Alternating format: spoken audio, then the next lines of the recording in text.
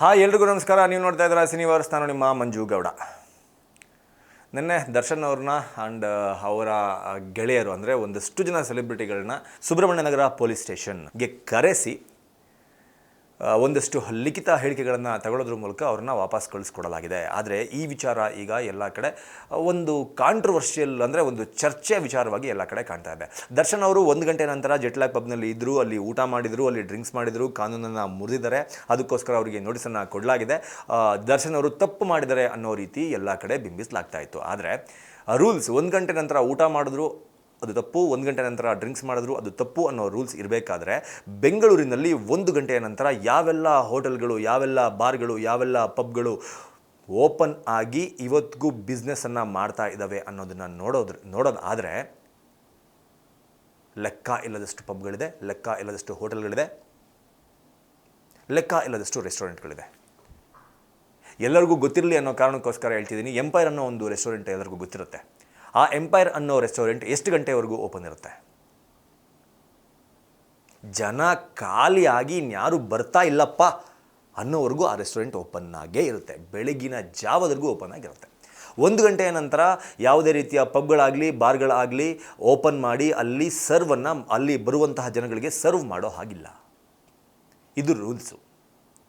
ಅದೇ 1 ಗಂಟೆಯ ನಂತರ ಪಬ್ಗಳನ್ನು ಕ್ಲೋಸ್ ಮಾಡಿಕೊಂಡು ಯಾವುದೇ ಪಬ್ನ ಓನರ್ ಆಗಿರ್ಬೋದು, ಯಾವುದೇ ಬಾರ್ನ ಓನರ್ ಆಗಿರ್ಬೋದು, ಆ ಪಬ್ನ ಕಂಪ್ಲೀಟಾಗಿ ಹೊರಗಡೆ ಸಾರ್ವಜನಿಕ ಪ್ರವೇಶಕ್ಕೆ ಕ್ಲೋಸ್ ಮಾಡಿಕೊಂಡು ಅವನ ಫ್ಯಾಮಿಲಿ ಜೊತೆಗೆ, ಅವನ ಫ್ರೆಂಡ್ಸ್ ಜೊತೆಗೆ ಅವನ ಹೋಟೆಲ್ನಲ್ಲೇ ಕೂತ್ಕೊಂಡು ಊಟ ಮಾಡೋದು ಯಾವ ರೀತಿ ತಪ್ಪು ಅನ್ನೋದು ಎಲ್ಲರ ಪ್ರಶ್ನೆ.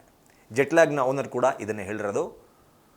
ನಾವು 1 ಗಂಟೆಗೆ ಅಂದರೆ ಸರ್ಕಾರದ ನಿಯಮ, ಪೊಲೀಸರ ನಿಯಮ ಏನಿದೆ ಅದಕ್ಕೆ ತಕ್ಕಂತೆ 1 ಗಂಟೆಗೆ ನಾವು ಜೆಟ್ಲ್ಯಾಗ್ ಪಬ್ನ ಕ್ಲೋಸ್ ಮಾಡಿದ್ದೀವಿ. ಆದರೆ 1 ಗಂಟೆಯ ನಂತರ ನನ್ನ ಫ್ಯಾಮಿಲಿ, ನನ್ನ ಫ್ರೆಂಡ್ಸ್ ಇದ್ದರು, ಅವ್ರಿಗೋಸ್ಕರ ಅಲ್ಲೊಂದು ಊಟವನ್ನು ಅರೇಂಜ್ ಮಾಡಿರ್ತೀವಿ, ಅವರು ಊಟ ಮಾಡ್ತಾ ಇರ್ತಾರೆ. ಬಿಟ್ಟರೆ ಇನ್ನು ಯಾವುದೇ ರೀತಿಯ ಬಿಸ್ನೆಸ್ ಪರ್ಪಸ್ನ ಇಟ್ಕೊಂಡು ನಾನು ಪಬ್ನ ಓಪನ್ ಮಾಡಿದ್ದಲ್ಲ. ಪಬ್ಬು ಸಾರ್ವಜನಿಕ ಪ್ರವೇಶಕ್ಕೆ ಕಂಪ್ಲೀಟಾಗಿ 1 ಗಂಟೆಯ ನಂತರ ಕ್ಲೋಸ್ ಆಗಿತ್ತು.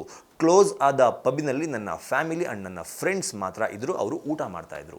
ಇದು ತಪ್ಪೋ ಅಲ್ವೋ ನಿಮಗೆ ಬಿಟ್ಟಿದ್ದು, ನೀವೇ ಡಿಸೈಡ್ ಮಾಡಿ.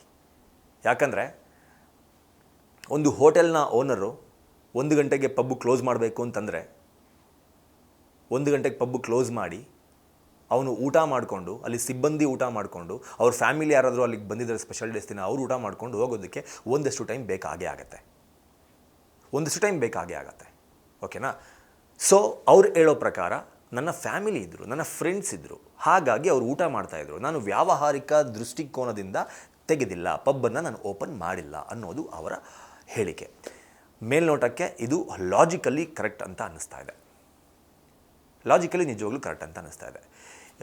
ಪದೇ ದರ್ಶನ್ ಅವ್ರನ್ನ ಎಲ್ಲ ವಿಚಾರಗಳಲ್ಲೂ ಟಾರ್ಗೆಟ್ ಮಾಡೋದು, ಎಲ್ಲ ವಿಚಾರಗಳಲ್ಲೂ ದರ್ಶನ್ ಅವರ ಮನೆ ನಾಯಿ ಯಾರಿಗೋ ಕಚ್ಚಿದಂತೆ, ದರ್ಶನ್ ಅವರ ಅಭಿಮಾನಿಗಳು ಹೀಗೆ ಮಾಡಿದ್ರಂತೆ, ದರ್ಶನ್ ಅವರು ಅಲ್ಲೇ ಆ 1 ಗಂಟೆ ನಂತರ ಯಾವುದೋ ಪಬ್ಬಲ್ಲಿದ್ದರಂತೆ. ಯಾಕೆ ದರ್ಶನ್ ಅವರನ್ನು ಬಿಟ್ಟು ಮಿಕ್ಕಿದ್ದೆಲ್ಲವೂ ಯಾಕೆ ಯಾರ ಕಣ್ಣಿಗೂ ಬೀಳೋದಿಲ್ಲ ಅನ್ನೋದೇ ನಮ್ಮ ಪ್ರಶ್ನೆ.